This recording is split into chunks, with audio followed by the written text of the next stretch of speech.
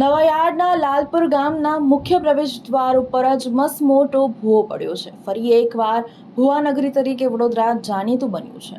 નવાયાર્ડ વિસ્તારમાં લાલપુર ગામના મુખ્ય પ્રવેશ દ્વાર પાસે રસ્તા ઉપર મસ્ત મોટો ભૂવો પડતા વાહન ચાલકો માટે મુશ્કેલી સર્જાઈ છે.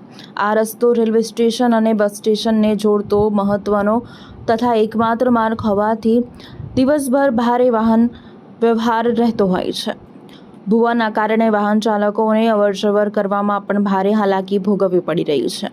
ઘટનાને પગલે સ્થાનિકોમાં પાલિકા તંત્ર સામે ભારે રોષ જોવા મળી રહ્યો છે.